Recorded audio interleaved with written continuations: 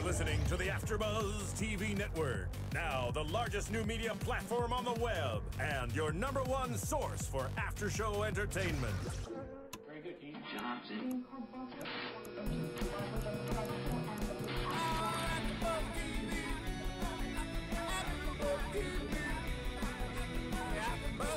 The AfterBuzz Studios in Los Angeles, California, presented by Maria Menounos and Bing.com, and streaming live thanks to Akamai Technologies. This is AfterBuzz TV's Don't Trust the Bee in Apartment 23 After Show. We'll break down tonight's episode and get you all the latest news and gossip. If you'd like to buzz in on tonight's show, you can buzz us at 424-256-1729. That's 424-256-1729.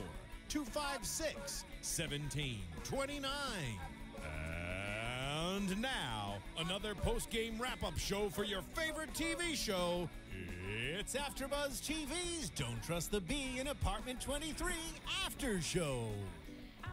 Yay! And we're back after a week off. Hey everyone, Bing is for doing, and we are here doing another AfterBuzz after show for Don't Trust the Bee in Apartment 23. Our season 2, episode 3, Sexy People. As always, I am your host, Tiona Hobson, and I am joined tonight with Jason Ikeler. Yes, and we also have Steven over here holding it down for us. Sadly, he wasn't able to watch the episode with us tonight, but I'm sure he'll I can still make random comments. I'm sure you will. I am the We're people's not worried. voice. As always. So, right off the bat, let's just dive right into this because Sexy People is such a fun episode, and it's all about people's sexiest man alive. Which actually comes out tomorrow, so it's perfect timing. Little cross promotion with People magazine. Very smart, very witty, and very, very funny. And it's throughout the whole entire episode that it's like this cross promotion, and the big reveal is tomorrow, and they actually don't reveal it, but we'll get right into the episode.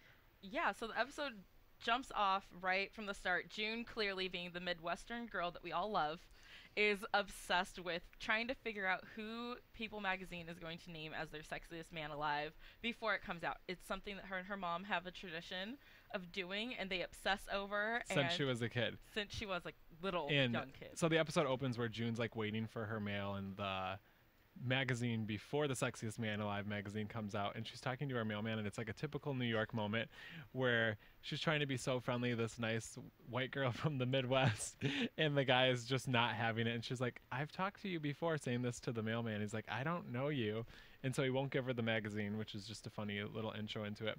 But then she finally does get the magazine, and she says, like in the voiceover, People's Sexiest Man Alive is kind of like Christmas, but with less Jesus and more sexy. And as soon as that line was said, I immediately turned to Jason because it sounds exactly like something he would say or think.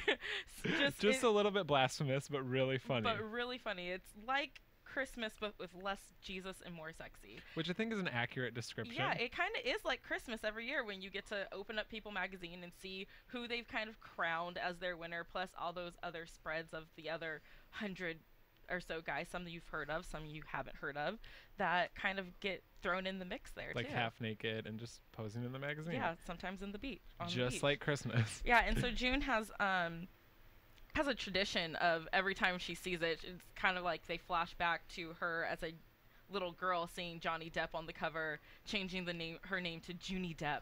Yeah, every celebrity she sees, she like pictures, I think, them as her wife or something, because she sees Denzel Washington. You see like little blonde hair going, Junzel Washington.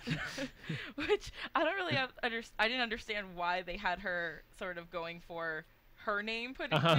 Really I mean, funny. June Washington would have done, but she had to be Junzel Washington. And then my favorite was when she's just staring at the magazine and she goes, damn right, Harry Hamlin. And you see her mom go like, language. And then you see June eating soap, which, did that ever happen to you as a kid? I had to eat soap a lot because I had a... Had to. I volunteered to. Oh. Interesting. Cleanliness is next to godliness. Oh, perfect. Yes, okay. I had to eat dial. I was a good child, so I never had soap put in my mouth. But makes moving one on. of us. Yeah. Anyways, so June has this sexiest binder alive. Sorry, I'm stumbling on my words there. That Chloe has, of course, taken and sort of run off with, and is creating her own little volcano craft crafty time with all the things, and you can just see June like devastated because this is her collection of every single cover and every single Sexiest Man Alive that has ever been since 1985 when the first issue came out. Little known fact. And so Chloe had made it into a volcano, and I'm assuming it was a one-night stand with this guy who is a volcanist, I think is what she called him. Volcanologist. Volcanologist. And he's laying on the bed half naked, and you see Chloe just making this volcano with all June's magazines, and June's so upset because typical Chloe fashion, whatever June likes, Chloe destroys. Yes, pretty much. And this is getting into one of my favorite parts. June talking with her mom on their Skyping, talking about who they think is going to be the sexiest man alive. Her mom can't actually believe that, you know, it's kind of a joke. What, Channing Tatum being the sexiest man alive? That's a joke. Like, what do you mean he could actually have that title? And they're in a very serious, very not heated, but just a very intense discussion. And you can tell it's something that they do like every year at this time. Like, it's natural to them to be arguing about who is the sexiest man alive, and they're just so into it. Yes, and then of course, you know, James comes in and overhears what they're talking about and just wants to put an end to it. He's just like, you know what, we can't talk about this anymore because it's a joke, because they never actually seriously consider me for it. He says it's a slap in the face. And it's typical James fashion of making the world revolve around him. Well, yeah, and then you see he asks June, he's like, well, why aren't I sexy? Like, why couldn't I do this? And she kind of like looks at his face and she's like, you have a sexy face, like you have sexy biceps, you have sexy arms, but you just don't have like the whole package. Which is kind of, I mean, I'm not going to say it's true about him because, you know, beauty is in the eye of the beholder. True to you. Very true.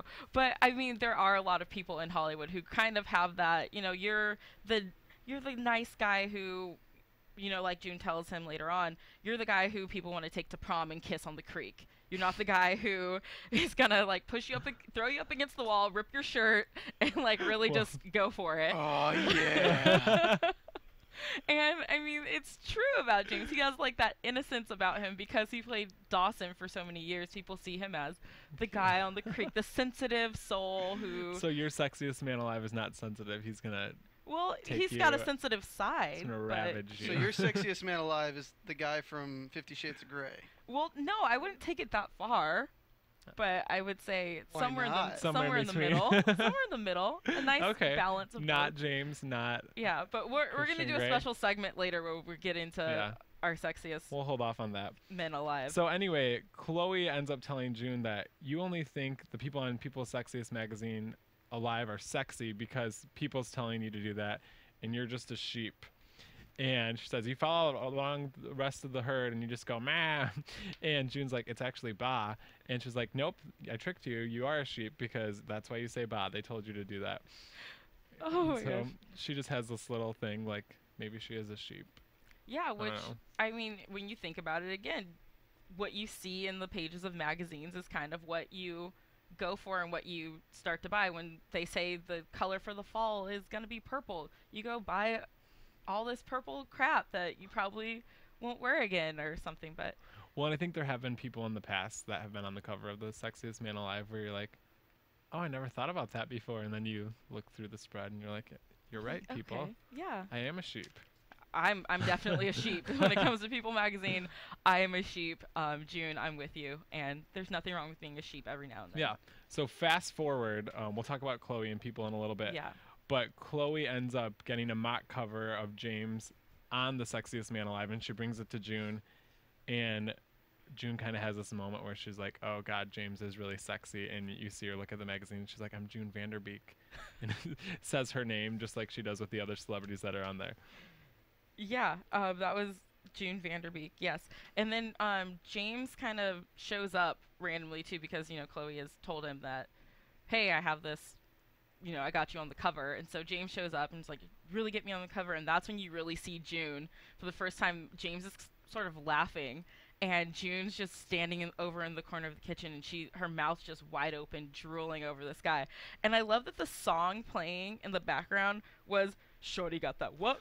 Shorty got that good. I mean, it's just such a hardcore, like, gangsta song. And just this little girl from the Midwest. And it's just so funny because you see James moving in slow motion, just like, ha ha ha, and it's the typical And it kind of like Hollywood pauses style. on his face, and then he moves, and it pauses again. Yeah, and you just can tell that June has taken the bait and is now officially on Sold. Team Vanderbeek, as they would say in So she Hollywood is now. a sheep. So she is definitely a sheep. And what happened after that? I'm blanking right now. I can't find my place in my For notes. June at least, James Oh. comes in. So Chloe did work up people, and we're gonna get to that in a little bit. But Chloe doesn't have time to kind of screw with June because James is on the cover, and Chloe's putting James on the cover to screw with June. And so she's like, "Hey James, can you just take the reins for me?" So it goes into this whole kind of game where James is trying to almost seduce June into making her think that he's sexy. Yeah, and he's just having a lot of fun with her, and we'll get into all of exactly what he does to kind of mess with June's head, but it's clearly working. Really? We found the song? What? Show it again. Woo! Good. I mean, this playing for June, like, does she I know know. this song? You just, I feel so white right now. So then June, with James messing with her, clearly she has to eventually admit defeat to Chloe. She storms into the office, tells her, you were right. I am a sheep. Please take him off the magazine because it's ruining my friendship with him and I don't know what to do. And Chloe kind of blows her off and is like, well, she's so focused on her job at People now that she doesn't have time to deal with her. Deal with June and her nonsense. Yeah, so that leads to June talking to her mom again, which is hilarious because her mom goes from being like, your father's besides your father being the sexiest man I know, like, we don't know anyone else, to, James, and Yeah. you have an opportunity that no one else in our family has ever had. She tells her to bed him. You can bed a sexiest man alive. I think that's like mom for bone. Yeah, Translation. translation, Can we say that? your mom wants you to bone him. And first of- Fornicate. yeah, Fornicate. Okay. fornicate. She First wants of you to all, fornicate big with him. props to Connie over there because what mom is like, you know what? Go do it for both of us right now. That's a once in a lifetime opportunity though, and that's kind of what her mom is saying. Like, when else are you gonna have the opportunity to bang the sexiest man alive? Get out there and in the year Get that he to was banging. in the same year that he was crowned sexiest man alive. yeah. I mean, if my mom told me to go bang the sexiest man alive, I'd be like, all right, mom, peace, see you That's- later. Sure are taking one for the team. Yeah, oh darn. Family pride. First world problems. Right there. So June and her mom are talking about how she needs to go kind of seal the deal with James, which leads into James's whole messing with June. Messing with June just to try to get her to think that he's sexy. So the first time we see is she's in bed and James walks in and he's like, I brought you your peach tea smoothie. And he walks in with Luther and he's like, oh, whoops, I dropped a little. And he's like pouring it on his shirt. And Chloe's just kind of like mesmerized by his sexiness. And you see another good part of this scene is like Luther's kind of just as mesmerized as June is. I said Chloe. As June is. And so he pours the peach tea onto his shirt. And so then he has to take his shirt off. And then he pours it on there more. And he's like, oh, no, I've got to take a shower. Which, first of all, first thing you're waking up to in the morning is the sexiest man alive waking you up. Uh-huh. So, of course, you're going to be a little disheveled, and then you have this whole crush thing that you've got going for him, and see that he's clearly, overemphasizing, like, oh, no, I poured it. It's like I so still- sexual. Yeah, oh, silly me. And then he like rips his shirt off and then he's like, oh, I got to get sweaty before I take a shower. So he gets down and he does push-ups and he's like, 1, 2, 3, 4, 5, sex. Looks right at her. Sex. Which was another fun moment, and you can tell that James's character, I mean, usually he's so self-absorbed and it's not on purpose, and this being on purpose of him really just taking Yeah, it Chloe's... takes it to a whole nother level. Yeah, he really is taking what Chloe says.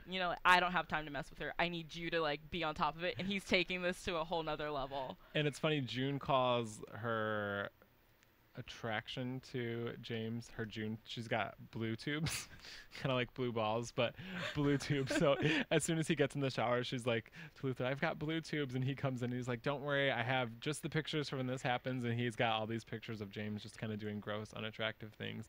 that he shows her to kind of just calm her down. Which he had on him, because he's been collecting these pictures over the years for situations just like this. And what I love about Luther is that he didn't have much to do in the scene, but what he does is brilliant because he always steals the scene. Yeah, he starts off just standing next to James, very normal, and then as James is getting more into his whole thing, he starts fanning himself a little bit with the magazine, and then you just see he's just like heart aflutter, and everything he's doing back there that what you don't think we're noticing, and it's awesome. In his mouth the whole time, his jaw is just dropping lower and lower and lower. And I think you actually called that in one of our predictions before, that like, I think he's going to eventually say his love for James, and it's kind of just hinting at that more and more. Yeah, I mean, I definitely think it is. And her calling her reaction, my tubes, my blue tubes. I've never heard that, but I might have to start using it. We might have to make this a thing with everyone in the world. Just go out and start, ladies, when guys are just getting you to that point, you just got to be like, you know what, you're giving me blue tubes. We've also got to say that James comes out naked in that scene. Oh, yes. And it's like blurred out. He's like, I just found this little towel. And you just see him, and then she says again, like, oh, my tubes. Yes, and then it moves into the second part where he starts messing with her. She's at work now. She's venting to Mark once again. Her kind of lapdog. I know I always do kind of feel just a little bit bad for Mark, because June is always just like, and this happens, and you can just kind of tell that Mark is wanting to listen because he's interested in her, but not necessarily interested in what she's saying. And this week, I think he's kind of really not interested because she's talking about how she thinks this guy is sexy. Yeah, how she can't stop thinking about having sex with James. So then as she's saying that, James and Luther walk in again. Break it down. And James is kind of having these traits of the other sexiest men alive, like these quirky little traits that June talks about early on. So he's got the earring for, I don't know, one of the sexiest men alive had an earring similar to that. And then he's got the weird pet. He's got this pet turtle named Stephanie. And then there was weird name for a turtle. Very weird. So you kind of see Chloe, or June, once again is falling for this, and then she leaves to go somewhere, and Mark is worried about June, and he's like, are you doing this just to mess with June? And James is like, I was, but now I've realized, like, this is my last time to do this. Everything's going to change when those 45 million people see me on the cover.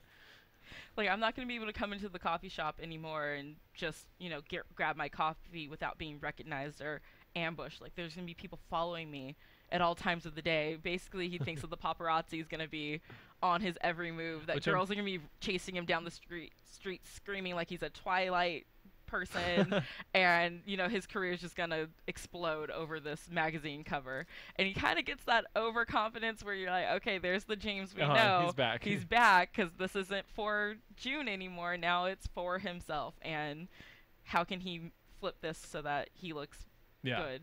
So their whole kind of thing together where he's messing with her comes to an end, and you see James on the street with his turtle Stephanie attached to a red balloon, and June walks up and she's kind of like, what's the balloon for? And he's like, it's for Stephanie. And then there's this whole flashback about how Luther's walking up and you hear a crunch almost like he stepped on Stephanie, because he was really excited because Varsity Blues is on ABC Family. Varsity Blues is on ABC Family. Which, and you just hear the crunch, like he crunched the turtle. But it turns out it wasn't the turtle. It was a head of lettuce, which thankfully Steph was okay. But after that, they had to put a balloon on Steph. Like, it's almost like a leash for a turtle, except it's a balloon so people don't step on her while they take it out for walks in the middle of the day on the street. In New York. Who just walks their turtle on the streets? Well, so then, do you know why everyone thinks turtles are introverts? No. Because they don't like to come out of their shell. I'm sorry, that was really off topic. Did you write that yourself? Yeah, totally spent like the last 20 minutes on that one. That's what you do all day, huh? Put that on Twitter. Here at AfterBuzz TV. So anyway, back to sex. June wants to have sex with James, is what it comes when it flashes back. And she basically tells James, like, I want to have sex with you. Like, I have to have sex with you. You're on the sexiest man alive. Like, we need to bed, to fornicate. And so he kisses her, and then they realize, like, oh, there's no sparks there. It's just James the whole time. Yeah, I think James did the right thing there, where he realized that his joke went a little too far, and that June was actually getting kind of crazy on him, almost, you know, stalkerish type of crazy, and needed to do something. So he, you know, because he's like, you didn't feel anything, right? I mean, because we're friends. We don't sleep together. We just hang out and have smoothies together. And so then he tells her too, like, I don't need you to think I'm sexy. 45 million other people are gonna think I'm sexy. Like, you can just be my friend. It's okay. Which, I mean, classic James line again. What did he say? I don't need you to think I'm sexy. About 45 million other people are about to. I mean, how big-headed are you? Like, you know what? You're just one other person. Like, I don't need you. I need you to be my friend right now, which is genuine and very true at the time. He does need people like June to keep him level-headed. Stable, I guess. Yeah, because you have Chloe with her wild antics and stuff doing just the most. Yeah. And then here's June, who is kind of normal, but sometimes gets a little bit. She's just a little bit psycho. Yeah. She has the ability to go kind of psycho, but I'm going to say not psycho, just she's very small town, and she's in a big city now, and she's still getting used to how to sort of work that whole thing out. I feel like you're talking about me. No, I love you. I'm just looking at you. I'm not talking about you. Don't take it so personal. Anyways. Before we go any further, I just want to take a second to tell everyone, if you're not watching us live on AfterBuzzTV.com, then please go to our YouTube and or iTunes pages and subscribe and like our AfterBuzz TV Apartment 23 pages, and let us know what you think. Give us a comment, give us a rating, tell a friend, spread the word. This is a very small show. The ratings for this have been meh on the network, on ABC, the actual show, not our show, have been meh. So let's really get everyone out there watching this show, because it's such a funny show and it's so much fun. And I think that people just need to know a little bit more about it and about what's happening. So spread the word and give us some ratings on iTunes and YouTube. And we try to get back to everyone. We do read all the comments, so make sure you give your 2 cents and we will respond. Yes, we will. Yeah. Okay, I wasn't sure if you wanted to add anything to that. No, that you covered it. Oh, okay. All right, so let's talk about Chloe and her People magazine takeover. I think this is probably one of my favorite things Chloe's done yet on the show. And so basically her whole thing is she wants James on the cover of People's Sexiest Man Alive. So she marches into people and just kind of takes over. And she walks into this meeting and immediately just fires 2 people on the spot. And then just starts taking over and like, this is what we're going to do at the magazine. And it's just this is really my vision. Thing. Yeah. James on a horse. And, you know, we need new ideas. We need a fresh perspective. And yeah, she's just hilarious. She goes in her quote later on in the episode where she's explaining to June how she scored taking over. I have a direct quote right here. I've taken over a bunch of companies before. Volvo, Dole, Febreze. You just got to walk in there like you own the place. Fire the first person to ask you a question. Fire the second person to ask you a question, and then gaze out the window and draw a peen on the board. It's the traditional intimidation, confusion, submission technique. What? Didn't they teach you that at State University Business Tech's college school? I mean, well, it's just funny too, because when you're watching, you think like, oh, she just did this like randomly, goes in and does that, but she's so crazy that she literally plans everything, and she's like, oh yeah, I've done this at many companies before. Which kind of, I mean, it's like the saying goes, you know, if you walk in with confidence, no one's gonna stop you or tell you that you're wrong. Well, she fires 2 of the top executives at People. Yes, it was Peter and I forget the other girl's name, but just walks in and just, you're fired, because they're asking who she is, and completely takes over this whole place. Yeah, so she becomes managing editor for the week at People. And it's kind of funny too, because not only is she trying to get James on the cover, but she's also taking over other things in the magazine as well. So it's just funny to watch her put her spin on there, and there's some very like when good they quotes. ask her, when she's asked who's on the puzzler this week, she goes, Whoopi Blankbird, 4 letters. I have no idea. Make it easier. So funny. I mean, it's like Whoopi Goldberg, clearly, in case anyone else missed that. It was Whoopi We got it. Goldberg. I'm like one of those people who grab a People magazine every week just to do the The puzzler puzzle. because finishing one of those is like a New York Times crossword puzzle for me. Like that's the equivalent in my world. So you're really good at crossword puzzles, is what you're saying? No, only the ones in People magazine because it's all about celebrities. And So another funny part about the People thing is Chloe's showing on a Barbie how she wants James to pose. And so it's like this Barbie with no pants on and a shirt. And he's on this, I guess a Ken doll, on a horse, like with his hands in the air. she's like trying to get him to do all these tricks, like handstands, like one-handed handstands, and just she's like, whatever we can, whatever James feels comfortable doing, we'll just do that, and it's gonna be great, it's gonna be wonderful. And then the People magazine comes out, and James is not on the cover, and Chloe sees it on the street, and she kind of loses it. She's like, what? Why isn't he on the cover? And her, June, and James all storm the offices for one last time. And she walks in with James. She's like, what did you do? Why isn't he on the cover? And they find out that, like, the senior executive, I don't know what you call her. Yeah, Marjorie Myers. Makes the final decision based on, how do we want to word this? Based on who she wants. Okay. Basically, the way they said it was, there's 10 different teams who work on who they would want for the cover, and basically everyone submits their ideas to Marjorie, and then at the end of the day she just picks whoever she wants. It's usually no one who any of them have come up with. She says it's based on, like, what did she say that's so dirty? Based on what happens, basically who turns her on, and it's nothing to do with the 10 list that they give her, and it's this older woman, and she's almost like a Anna Wintour type character. Yeah, she was. And she chooses solely based on who turns her on. Which is just really funny. Yeah, and that was funny because, I mean, basically that's what a sexiest man is supposed to do. Turn it's you supposed on. to just be someone who turns you on. And well, and throughout the time, Chloe's time at People, there's this character, Brenda, that works at the magazine. And you kind of see Chloe just bullying Brenda the whole time. And at the end, this was something they're trying to get trending on Twitter, the Smack Witch. And Brenda just kind of does dumb things, and Chloe calls her out on it. And so she walks in, and she's like, who didn't put James on? I'm going to give you the Smack Witch, Brenda. And so she's like, it's like a smack. My hands are the bread, and your face is the meat. And she smacks her and goes, Smack Witch. which is another thing that I think everyone should start doing to people when people are just being dumb. Well, maybe not, because that's kind of violent. Do it to your friends. People who won't get mad. Don't smack strangers. Don't smack strangers. Just smack people that you know, friends and family. They'll forgive you. Especially if they're dumb, then. or something.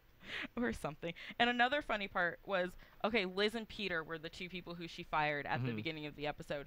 And here they come walking back in with their boxes, and they're like, oh, yeah, well, we just found out that you can't fire us because you don't work here. And Chloe's like, well, it took you 5 days to figure that out? Like, what kind of operation are you running here that I just took over the whole department for a whole week?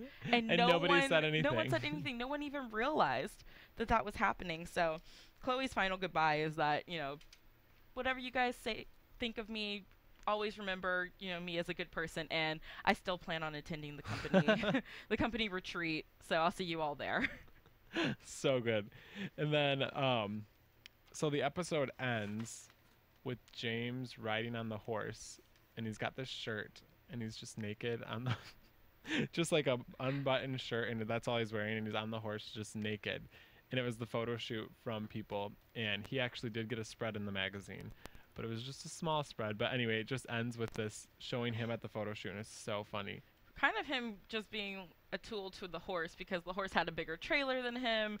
The horse was on his nerves because people were, paying more attention to the horse, and basically he calls his agent at the end of the episode and says he wants to send the horse season 1 of Luck in a tub of glue. Which, if you don't know about the sad story about Luck, it was an HBO series about horse racing that got canceled midway through airing season 1 because horses kept dying on set. They had to That's put really down. sad. They didn't die. They had to put down like 2 horses, I believe, while they were shooting. So PETA was all up on them. Okay, and a little insider information about the episode. Kristen Ritter actually convinced James Van Der Beek to get naked on the horse. He was kind of up in the air about it before. Really? She did an interview on Access Live this morning, and she said he was kind of afraid, but then she talked him into it. And she's like, after the episode, he said that he smelled like horse down there for days. Which makes sense because he's riding around on a horse naked. Yeah, I don't even want to imagine what that. So picture that. Yeah, thanks for that awesome image in my head now, Jason. Okay. And really quick, we just want to do a quick little special segment that we're titling The Sex Factor, which Jason will explain what the sex factor is. The sex factor. Basically what makes somebody sexy to be put on People's Sexiest Man Alive. Because in the episode, June's looking at James in the beginning before he's on the cover, and she's like, you're handsome and you have all the pieces, but you just don't add up to sexy. And since the magazine does come out tomorrow, we thought we'd put some predictions up there. Who do you think is going to be the sexiest man alive? Who I want to be the sexiest man alive is Jesse Williams from Grey's Anatomy, Dr. Avery. Those eyes, man. Those eyes get me. They melt my heart every time I see him. Okay. And he's just a cutie patootie. I'd also accept Zac Efron. You know my love about Zac. Oh, that's who I want. Oh, okay. To be the sexiest man alive is Zac Efron. Who I think it's gonna be, I'm gonna say it's either gonna be Channing Tatum or Adam Levine. I was gonna think Adam Levine. Adam Yeah. Levine. That's a good one. Part of me is thinking more Channing Tatum because I kind of feel like they pick it based on who's having the, a bigger year. And Channing Tatum did have, The Vow, 21 Jump Street, Magic Mike, and I think that was it for this year. I'm gonna fight for Adam though. He's got a lot of #1 records and the voice. No, I mean I'm with you, but last year there was that big controversy because Bradley Cooper was named Sexiest Man Alive, but a lot of people thought that Ryan Reynolds should have got it. Okay, see, I think Bradley Cooper deserved it. Yeah. Personally. I think it would be cool to have Jesse Williams because, Denzel Washington is the only person who is not a white person to win or to be named Sexiest Man Alive since it started. So I think it'd be nice to throw in a little bit of diversity. How about some Stephen Hawking? Oh, okay. Yeah. Yeah. Oh, yeah. Oh, that is good. I'm just going to throw Anderson Cooper's name into the mix. He should definitely be in there somewhere. Just consider it. Yeah, I definitely think that he should be there. I think they should just have the whole cast for Magic Mike. Just give them their own 2-page thing in there because all those guys were. Was I the only one who saw Magic Mike? Steven, did you? Nope. Oh, come on, Steve. You gotta see Not one of your faves. Not one of your faves. Surprisingly, I probably wouldn't be surprised if they gave top 10 sexiest man alive to Obama just after all the press he's been getting for all that lately. Yeah, and he's another one. When you look at it, the dissection of if someone tells you that he's sexy, then yeah, you'll probably start thinking it. But when you really think about it, he's not really sexy. He's it almost feels a handsome man. Almost feels inappropriate to have him on there. Yeah, I feel dirty saying sexy with the president's name next to it. Mr. President. Yeah, we're not doing the Maryland. Let's move on to news and gossip. All right, give me 1 second here. We're doing it a different way today. Oh. There we go. AfterBuzz TV News. Jason, do you want to start us out? I don't have much news, but Kristen Ritter was on Access Live today, and that's where I learned about James is downstairs smelling like horses. But she also was asked if she thought if her and James would ever have a love interest on the show, and she said James is like a brother to her, but he does photograph well. So she kind of left it up in the air. I don't think it'll happen in this season. Maybe not, because I know that their past is that they did date before, and that's how they know each other. They have the sex tape. Yeah, they have the sex tape, but I kind of feel like their relationship is too brother sister who have a sex tape. Yeah. Dirty brother and sister relationship where that isn't. I wouldn't want to see them together. But speaking of pictures, a lot of the cast was tweeting pictures from set today of Eric Andre, who plays Mark, in the nude underwear that they wear when they do the nude scenes when people are supposed to be naked. So he was I saw Dreama tweeted it, and I think Kristen tweeted it too. Okay. So maybe there's a little Mark nudity coming up. Woohoo. Yeah, woohoo. You got any? Yeah. Dreama is actually in an indie film with Laura Prepon. It's called The Kitchen, and it just got picked up. It'll be released sometime next year.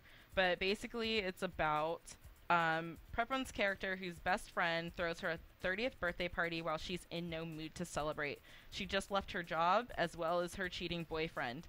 And her cynical little sister, who's played by Dreama, is threatening to overshadow the whole affair with an inappropriate party announcement. Sounds kind of scandalous. It sounds kind of like a female hangover type movie. But here's the catch. The whole movie is set in a kitchen. And it was shot in Glendale, like very local. And Tate Ellington, who plays Steven, who is the guy who cheated on Dreama in the first season 1, is also in this movie too. So it's kind of like a Apartment 23 reunion in a movie. Yeah, it's like a spin-off in a movie. That's fun. So that's all the news Look out and for gossip. that. Yeah, that's all the news and gossip we've got. So let's move into predictions. My prediction. Your AfterBuzz TV predictions. Oh, that's new. It's old, actually. Oh, it's old. Our Mac is not doing any sound right now. Oh, okay. So I'm doing all of our sound effects to the TriCaster. Isn't that Kicking crazy? it old school. That's why you haven't been hearing me do sound effects all show. Oh, Okay. okay. I was wondering. Womp, womp, womp. Wah, wah, wah. Now you can talk Now about I your can talk. I'm always predictions. so anxious about him. I think Chloe is gonna have a high up job. I think she did so good She did. in People that I could almost see her being like the Anna Wintour character that's just kind of this bitch. I guess we'll call it what it is. But very good at what she does and very, like, knows what she wants. And everything she was saying while she was at People, I'm like, yeah, that's a really good point. That's a really good point. She So did a very, very good job in her big girl job this week, and she took it seriously. I mean, she showed up every day, which is different for her. And New chapter. Yeah, new chapter. Maybe Chloe's changing on us a little bit. But that's my prediction. I think she'll get a job. Okay, I hope she does. I hope we see more of that Chloe, because it was kind of funny to see her out of her element, but in it at the same time. Yeah. I want to see Ben come back. Ben, who Chloe was messing with in last episode. The last episode. Yeah, I want to see him come back, and I want more on what's going on with Mark and June, because he's clearly got some feelings for her, and she just needs to open her eyes and realize it. It's coming. I think it'll come. Yes. In the meantime, if you want to keep talking with us, you can find me on Twitter at TweetTee22, TweeTee22. And I have a website, jacktainment.com, and you can follow me on Twitter at JIkeler, Ikeler. And Steven, get it together, dude. Yeah, you can find me at Stephen Lemieux or during the Dexter or American Horror Story after show.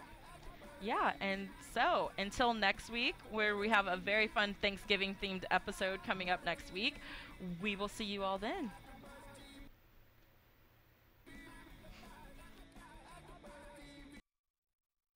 From Bing.com, executive producers Maria Menounos, Kevin Undergaro, Phil Svitek, and the entire AfterBuzz TV staff, we would like to thank you for listening to the AfterBuzz TV network.